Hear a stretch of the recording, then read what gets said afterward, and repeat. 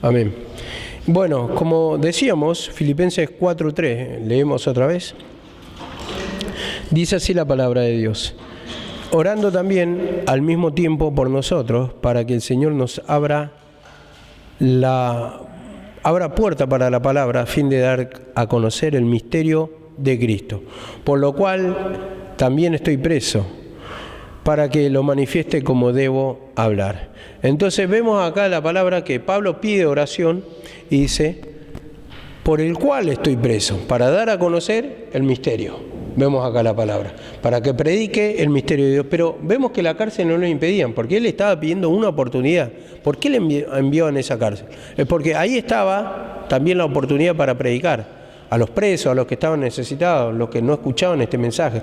Le estaba llevando un mensaje de liberación, un mensaje de esperanza, un mensaje de cambio, un mensaje de salvación para muchos, mensaje de salvación, porque prácticamente, vamos a decir, en ese tiempo se estaba predicando salvación, crecimiento como tal. ¿Qué puede haber un crecimiento, una formación? Salvo que te mantengas muchos años en el camino, pero estaba comenzando.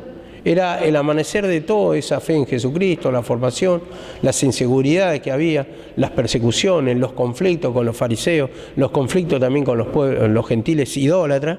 Y vemos que dice, por lo cual también estoy preso, y estoy preso por esta causa. Él asegura que está preso, no por el pecado, no por actuar mal, sino por la causa de Jesucristo.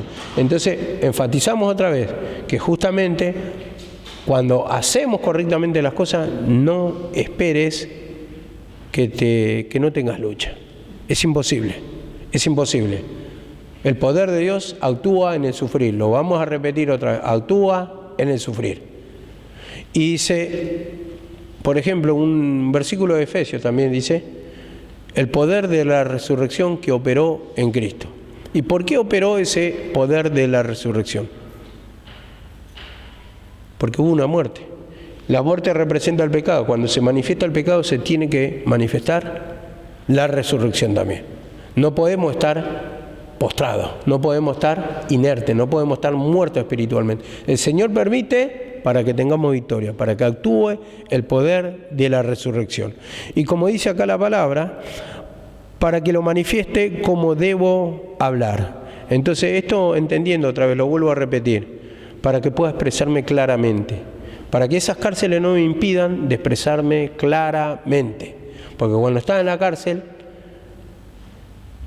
tenés ese temor, no querés, a ver, ustedes le van a preguntar, ¿y cómo estás? Y tal vez ustedes están luchados, y van a decir, bueno, yo vivo, no, ¿trabajás? ¿Estudiás? No, vivo en una iglesia. ¿Y qué hacen ahí? Y bueno, predicamos la palabra. Y te da vergüenza decirlo. ¿Y cómo se mantiene? Y bueno, vamos estudiando así. ¿Cuántos años tenés? Y ya tengo 20 y tantos largos, porque la mayoría ya van llegando al 20 y tantos largos, casi pisando los 30 y algunos los 40. Entonces ahí es cuando te da vergüenza. ¿Qué hago encerrado? Pero te da vergüenza porque no trabajo, es verdad, soy un vago. Eso es lo que vas a pensar. Soy un vago, no estoy trabajando, estoy leyendo la palabra de Dios. A ver, estoy perdiendo el tiempo. Y te da que pensar así porque te da vergüenza. Cuando en realidad estás adquiriendo el conocimiento para ir a batallar contra Satanás, para que te bendiga, para que eso no sea un tiempo perdido. Porque cuando vos querés ganar tiempo a tu manera, es cuando más lo perdés. Porque volvés a caer en el mismo pecado, volvés a caer en los vicios, reincidir en todo. Y si no son los vicios, son malas decisiones. Son malas decisiones. Y hablaba con una persona, ¿por qué la bendición tiene que venir mediante la humillación?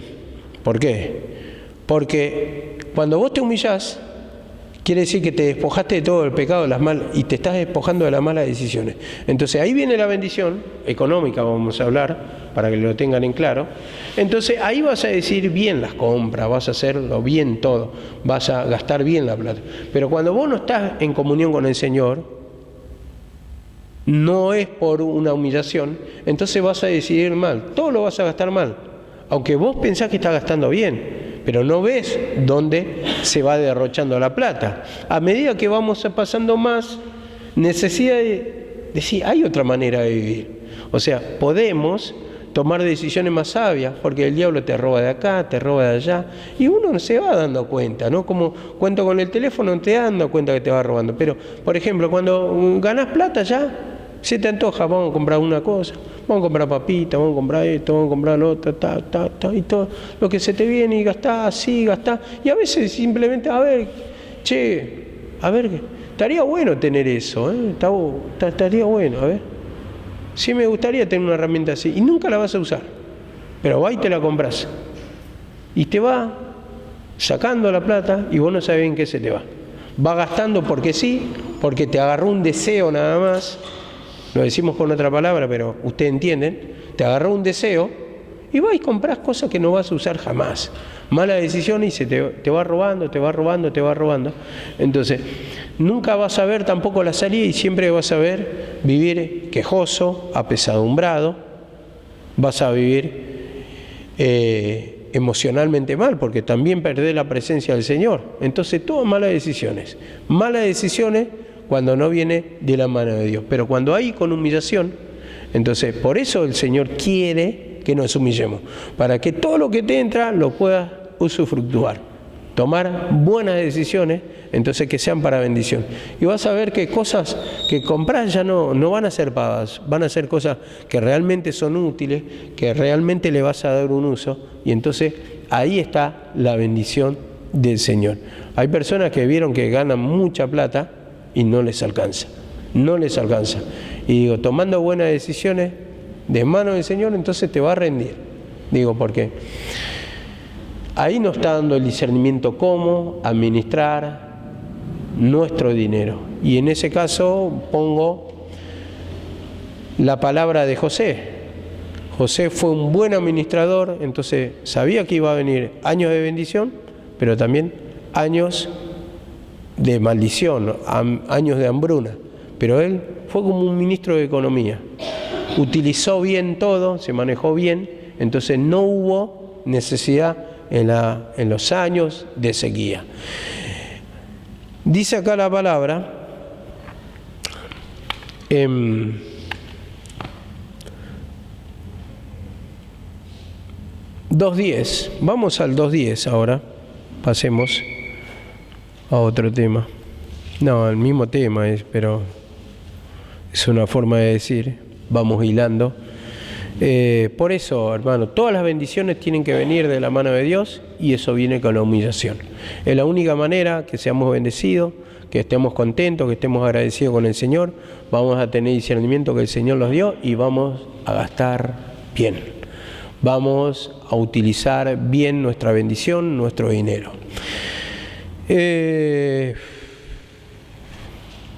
Digo, ¿no? Esto como un hijo, un creyente que no comprende esto, que no lo pasa, que no abraza la cruz, que no se humilla, es como un hijo caprichoso. Al hijo caprichoso le podés dar todo, pero nunca va a estar conforme, porque no hay disciplina. Entonces le tiene que faltar bien, se lo tiene que ganar él por la humillación. ¿Para qué? Por la disciplina, por la educación, por cumplir como buen hijo. ¿Por qué? Porque eso es lo que le va a llevar a entender que tiene que valorar, o lo va a valorar a partir de su esfuerzo. Pero una mamá que nunca hizo un esfuerzo por conseguir algo, por más que vos le pongas todo, no va a ser agradecido. No lo va a valorar. Va a ser simplemente un caprichoso. Y así también, cuando estamos sin la presencia de Dios, sin la humillación, por más que te ponga todo al frente tuyo, tu alma se va a quejar. Porque para eso necesitamos disciplina. No vas a ver nada de la bendición del Señor, te vas a quejar del camino todo el tiempo. Pero cuando hay disciplina, eso poquito que te da, o eso que te da el Señor, vas a saber agradecer, vas a tener un corazón en gratitud con el Señor, un corazón agradecido, porque todo te cuesta esfuerzo y eso te hace mejor persona. Ahí te va educando espiritualmente, te va formando espiritualmente y ya tenés otra forma de ver el camino del Señor. Dice así la palabra, 2:10. Por tanto, todo lo soporto por amor de los escogidos, para que ellos también obtengan la salvación que es en Cristo Jesús, con gloria eterna. Vemos acá la palabra, todo lo soporto. ¿Qué soportaba? Las persecuciones, las pruebas. Dice, todo lo soporto por amor a los escogidos, para que ellos también obtengan la salvación que es en Cristo Jesús. A ver, lo importante es sentir el amor de Cristo por las almas para soportar todo y que puedan llegar a la salvación. Así como un padre soporta por su hijo, por el amor a su hijo, soporta muchas cosas y va pasando muchas cosas y la va permitiendo para que su hijo sea beneficiado. Así también Pablo, como un padre espiritual, soportaba, no le importaba las cárceles, con tal que haya salvación, y dice, por amor a las almas, todo lo soporto para que puedan llegar a la salvación. Esto está diciendo, para que puedan conocer. Entonces valía la pena, porque iba a haber salvación, iba a haber frutos espirituales, se iban añadiendo almas a la salvación o al reino de Dios. Entonces, de ese punto de vista lo veía Pablo, pero esto te lo tiene que hacer sentir el Señor. No es que nace el amor en mí porque sí.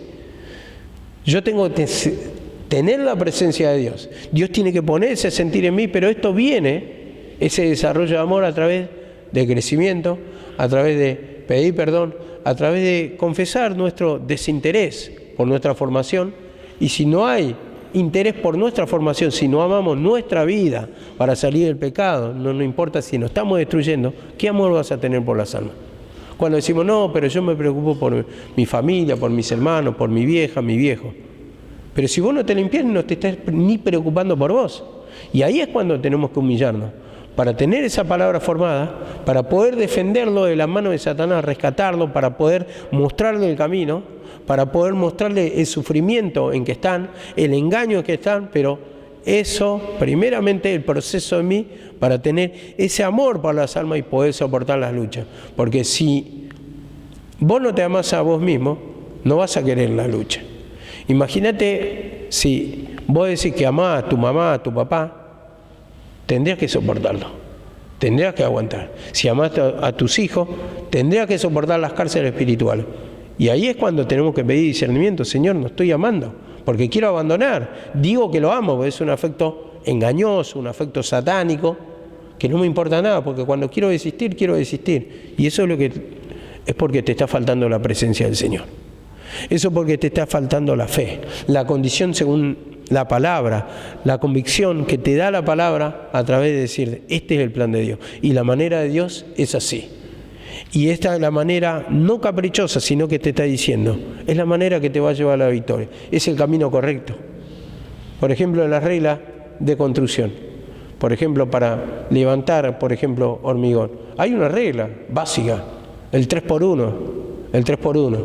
1 de cemento, 3 de cal y después dice 9 de arena, ¿no?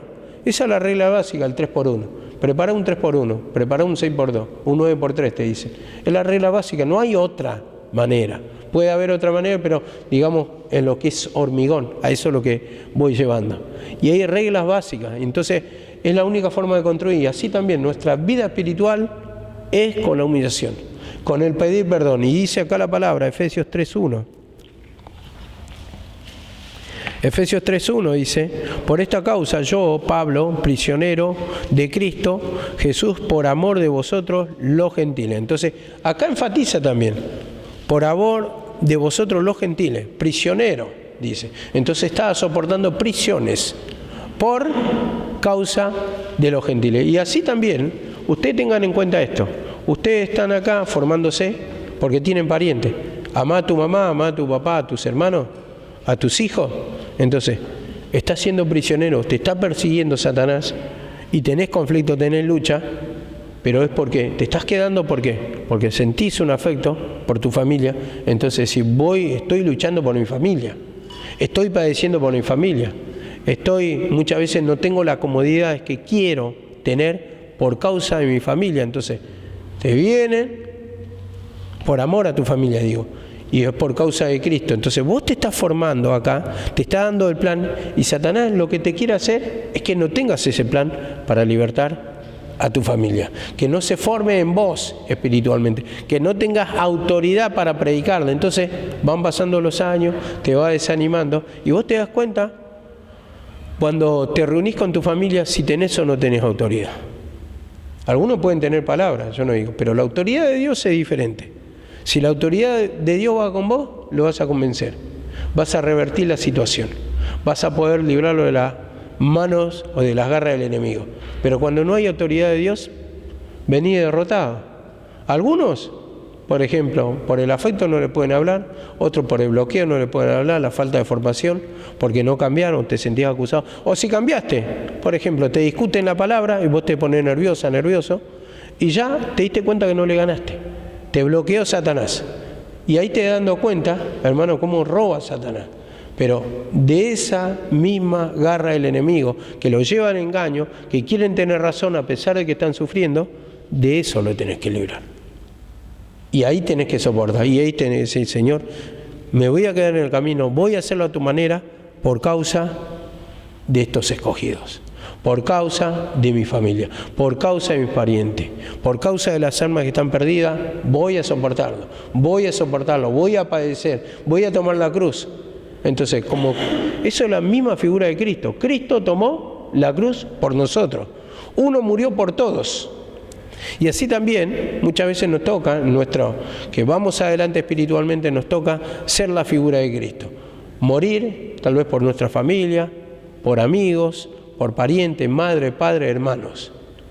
Pero esa es la figura que nos va a llevar a la victoria, que cuando pedimos perdón, confesamos, el Señor nos va a dar la salida, nos va a dar el discernimiento. Y dice también en 2 Corintios 1:6, 2 Corintios 1:6, dice así la palabra: pero si somos atribulados, es para vuestro consuelo y vuestra salvación. Y si somos consolados, es para vuestro consuelo, que obra al soportar las mismas aflicciones que nosotros también sufrimos. Bueno, este versículo que siempre lo cito, y dice, si somos atribulados, perseguidos, es para vuestro consuelo y salvación. Y entendiendo esto, vos, ¿por qué estás soportando? ¿O por qué estás siendo perseguido? Es para la consolación de tu familia, para la liberación de tus amigos, de tu madre, de tu padre, de tus hijos. Esto es lo que está hablando la palabra acá. Si somos atribulados nosotros, si están siendo perseguidos en el camino del Señor, es porque el diablo primeramente tiene preso a tu familia y te quiere hacer desistir, abandonar el camino. Pero dice, si padecemos, es porque es para la salvación de tu familia. Si lo soportás, es para la salvación de tu familia. ¿Y no vale la pena tu familia? Tu mamá, tu papá, tus hermanos, a los que tienen parientes, digo. Hay otras personas que tal vez no tengan parientes, pero van a tener amigos, algún día va a tener familia, entonces tienen que justamente tener este mensaje, el padecer por causa de nuestros familiares. Dice también en Colosenses 1:24, Colosenses 1:24, dice así la palabra: ahora me gozo en lo que padezco por vosotros, y cumplo en mi carne lo que falta de las aflicciones de Cristo por su cuerpo, que es la iglesia. Vemos, de otra manera se lee así: cumplo en mi vida las aflicciones como cuerpo. Yo soy cuerpo, nosotros somos cuerpo. ¿La cabeza quién es?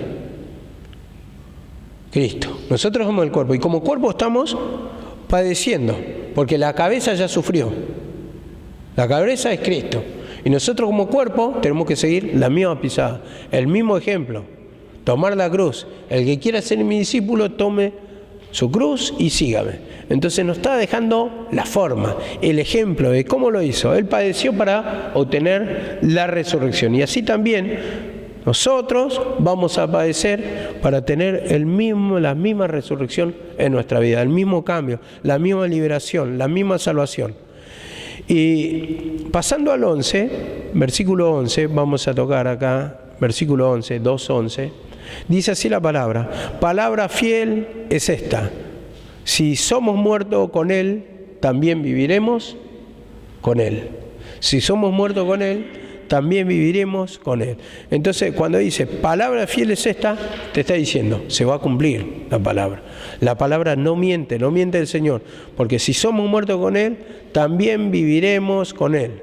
Entonces, con Él representa en la cruz. Si somos muertos con Él, también vamos a resucitar. Entonces, muerte, resurrección. Entonces,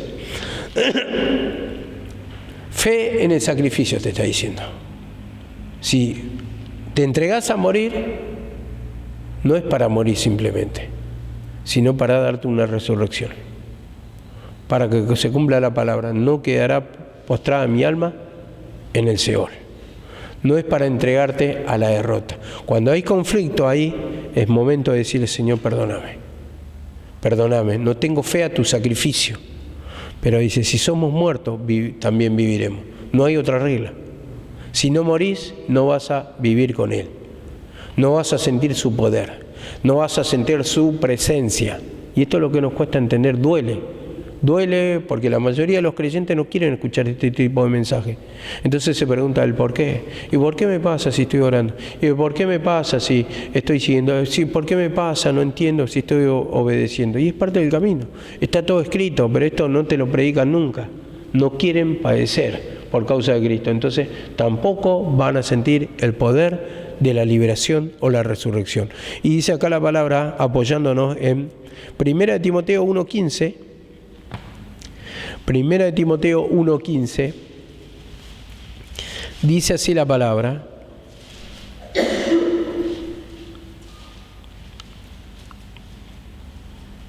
dice, palabra fiel y digna de ser aceptada por todos. Cristo Jesús vino al mundo para salvar a los pecadores, entre los cuales yo soy el primero. Vino al mundo. Dice, palabra fiel. Esto es lo que estamos destacando. Se va a cumplir la palabra y se cumple la palabra. Dice, Cristo vino al mundo para salvar a los pecadores, de los cuales yo soy el primero. Entonces, lo que está diciendo acá, cuando dice, de los cuales yo soy el primero y vino a salvar al mundo, yo voy a ser salvo o soy salvo, pero ¿cuándo qué? Cuando acepto que soy pecador.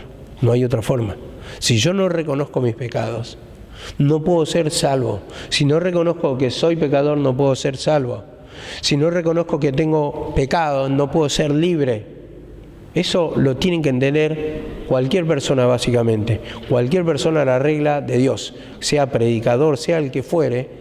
Esto que muchas veces no se quiere tocar, si yo no me arrepiento de pecado, porque niega, no, pedí perdón todo el tiempo, si yo no confieso el pecado, no descubro mi pecado, no descubro cómo actúa Satanás en mi vida, no puedo ser libre.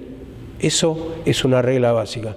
Para el predicador, para el instrumento de Dios, para lo que fuere, es una regla básica. Tengo que aceptar que soy pecador para ser salvo. Amén. Dice así la palabra en Romanos 6:8, también nos apoyamos en este versículo, y dice, si hemos muerto con Cristo, creemos que también con Él viviremos. Viviremos también con Él, si hemos muerto. Entonces, vemos acá la palabra. Si tomamos la cruz, si cedemos o nos humillamos en nuestro pecado, también creemos, dice, que también viviremos con Él.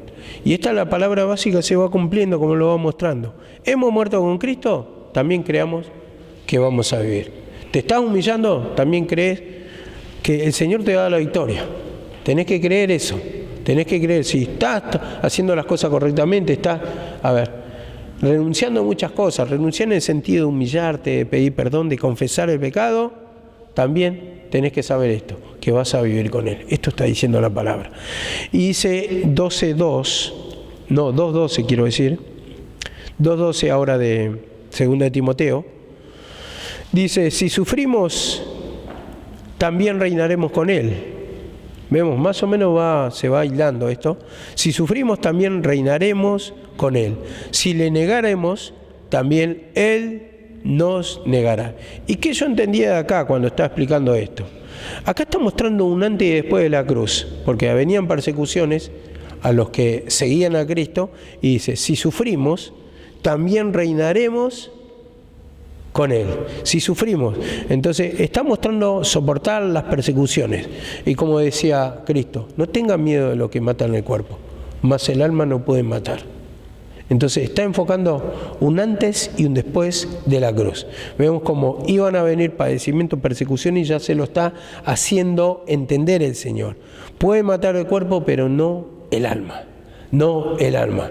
El alma va con Cristo. Entonces dice, si le negáramos, Él también nos negará. Entonces negar es no creer. Es no creer. Eso nos apoyamos en Mateo 10:33. 10:33 de Mateo.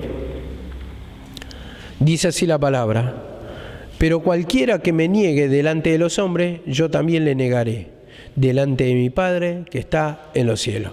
Y negar, como digo, es no admitir que Cristo es el Salvador.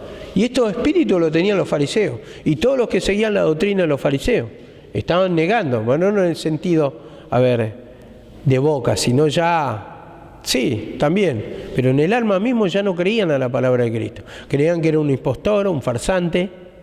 Entonces vemos que se levantaban contra el mismo Cristo, eran opositores, eran perseguidores.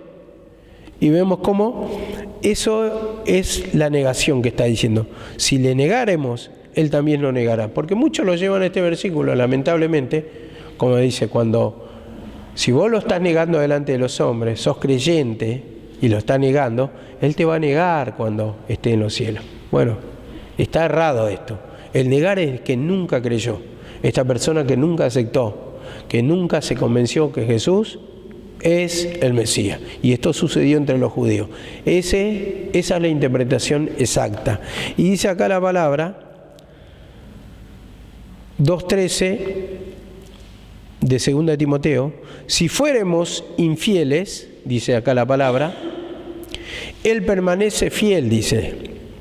Si fuéramos infieles, Él permanece fiel. ¿A quién le está hablando acá? Esto está hablando para los conocedores de la ley, los judíos. ¿Por qué digo? Porque dice acá: si fuéramos infieles, Él permanece fiel. Y cuando dice si fuéramos infieles, en otra versión dice si fuéramos incrédulos, si no creemos, dice Él permanece fiel. O sea, entendiendo si nosotros no creemos, su perdón está todo el tiempo igual. Está la salvación. Él murió una vez para salvar a todo el que cree. Entonces, mientras tengamos vida, tenemos tiempo de arrepentirnos, tenemos esa misericordia ofrecida ahí en la cruz, que está todo el tiempo. Solamente está un paso de reconocer nuestro pecado, de pedirle perdón, de creer, para que empiece a operar ese poder de la resurrección en nuestra vida. Y vemos que dice: si fuéramos infieles, Él permanece fiel. Él no puede negarse a sí mismo. Él no puede negarse a sí mismo. ¿Qué está diciendo acá? Entendiendo esto, el sacrificio es para todo el mundo y Él murió por todos. Él no se puede negar. O sea, Él se ofrece como Salvador, y el día que uno se arrepiente, un incrédulo en este caso, se arrepiente, va a recibir salvación. Por más que hoy esté negando, esté blasfemando, esté hablando en contra del camino del Señor, sea perseguidor. Pero el día que se arrepiente, Él no se puede negar a sí mismo. Él se ofrece, y Él se ofreció en la cruz del Calvario. Dice así la palabra, Romanos 3:3, para apoyarnos ahí también. Romanos 3:3. Romanos 3:3 dice así la palabra: entonces, ¿qué? Si algunos fueron infieles, ¿acaso su infidelidad anulará la fidelidad de Dios? Vemos acá la palabra, como lo dice claramente, como lo estamos explicando. La infidelidad habla de la incredulidad. Dice así: entonces, ¿qué? Si algunos fueron infieles, ¿acaso su infidelidad anulará la fidelidad de Dios? Entendiendo esto, mira cómo se explica. Su infidelidad, como dice en otra versión, su infidelidad impedirá que Dios sea fiel en hacer lo que prometió. ¿Qué prometió? ¿Salvación? ¿No prometió en salvación, liberación por la fe en Jesucristo mediante su sacrificio? Y hay otra versión que dice: muchos de ellos han sido incrédulos, pero ¿acaso Dios puede faltar a sus promesas por esta razón? Porque ellos son infieles. ¿Dios va a impedir la salvación o va a dejar de ofrecer su salvación? No, la salvación ya está en la cruz, y esa es la manera que Dios quiere que todos creamos que Él hizo el sacrificio en la cruz, que ahí obtenemos nuestra salvación, nuestra liberación. Entonces ya está. O sea, mediante la cruz va a seguir ofreciendo, no hay otro. De una sola vez murió, se entregó por los pecadores, y no va a haber más otro sacrificio. Entonces, aunque el pueblo de Dios, o sea, los judíos, no lo creyeron, Él va a permanecer fiel a su promesa, dar salvación mediante su sacrificio en la cruz. Y en 1 Corintios 1:9 también vamos a tocar. Primera de Corintios 1:9.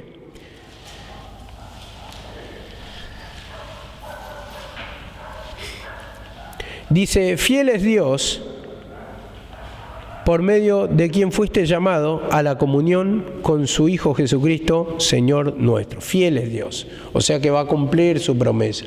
Cumple su promesa. La salvación mediante el sacrificio en la cruz. Hay otra versión que dice así. Dios, que los ha elegido para vivir en unión con su Hijo, es un Dios que cumple su palabra. Cumple su palabra. ¿La salvación dónde la obtenemos? Mediante el sacrificio. ¿Él cumplió su sacrificio? Sí. ¿Murió en la cruz? Sí. ¿Se entregó? Sí. Para que todo aquel que se arrepiente tenga salvación. Perdón de pecado por la fe en Jesucristo. Entonces ahí está su promesa cumplida. Él siempre va a seguir cumpliendo su promesa. La promesa es eterna. Él no va a dejar de ofrecer salvación por cuanto hay personas que no creen. En este caso acá está hablando de los judíos. Y hay otra versión que dice así. Dios siempre cumple su palabra y Él los llamó a vivir unidos junto a su Hijo, Jesucristo nuestro Señor. Siempre cumple su promesa y la promesa era de salvación. La unión, la bendición con Jesucristo. Dice una palabra en Filipenses, con Cristo también, dice, estamos juntamente sentados con Cristo. Con Cristo. Entonces, no, eso creo que lo dice en Efesios. Con Cristo, como herederos con Cristo, juntamente sentados. Entonces, vemos que para eso quiere que tengamos salvación, comunión, y Él cumplió su promesa. Y hay otra versión que dice así también. Dios los eligió a ustedes para que compartan todo con su Hijo Jesucristo, nuestro Señor. Y Él siempre cumple su palabra.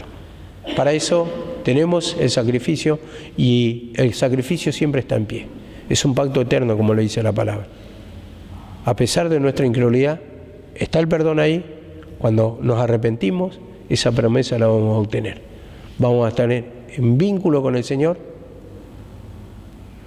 Los frutos espirituales del Señor, el gozo, la paz, la tranquilidad, toda la victoria espiritual, eso va a estar. Y está ahí, pero nosotros tenemos que humillarnos para que sea conforme a lo que es la regla. Muerte, que significa arrepentimiento, para perdón de pecados, la resurrección. Y esa resurrección significa estar unido con Cristo. Y por último comparto en Tito 1:2, Tito 1:1 y 2, dice así la palabra: Pablo, siervo de Dios y apóstol de Jesucristo, conforme a la fe de los escogidos de Dios y el conocimiento de la verdad que es en Cristo, según la piedad. Según la piedad.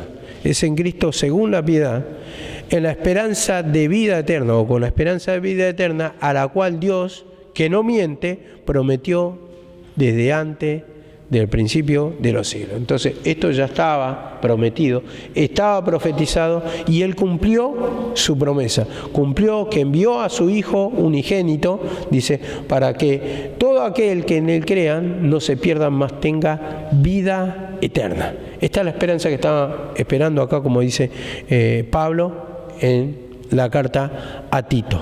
Entonces dice, Dios no miente, Él cumplió su promesa. Y la promesa está en la cruz. La promesa está en la cruz. Y ese es el modo para obtener promesa, para obtener la victoria, para sentir la liberación, su poder, la resurrección. Tenemos que pedir perdón. No hay otra regla. Ahí está. Y está siempre presente. A pesar que ahora lo estás negando, a pesar que ahora te cuesta entenderlo, a pesar de que no querés padecer por causa del Señor, así no vas a ir a ningún lado. Pero el día que te arrepientas, que empecés a tomar la cruz, la promesa está presente y ahí te va a dar la victoria. Amén.